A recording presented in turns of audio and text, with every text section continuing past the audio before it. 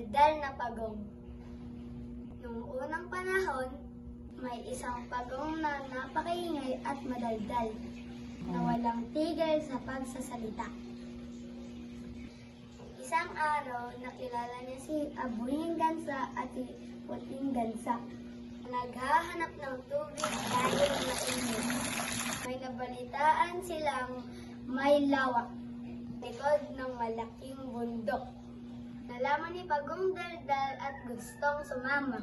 Ngunit ang sabi nila ni Abuhing Gansa at Puting Gansa, "Kung ka namin isasama, wala ka namang pakpak."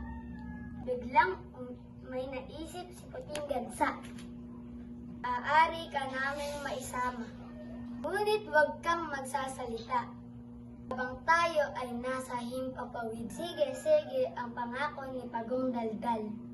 "Ganito ang gagawin natin," ang sabi ni Puting Gansa. "Gagawin namin ang magkabilang dulo ni Abuhing Gansa. Ikaw naman, Pagong Daldal, kakagatin mo ang gitna ng patpat." Tuwang-tuwa si Pagong Daldal. Sila ay nasa himpapawid. Lalo na siyang natuwa nung narinig niya ang mga hayop.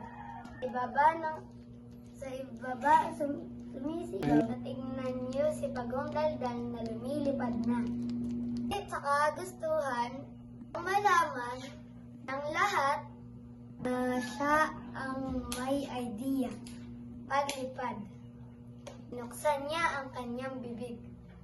Nagsalita, kaya sa unang salita pa lamang ay bumaksak na siya sa lupa. Kaawa-awang Pagong, di ka na lamang ni Puting Gansa at ni Abuhing Gansa. Maraming salamat po sa pakikinig. Ako nga po pala si Arnold F. Labordo ng 3 Jupiter.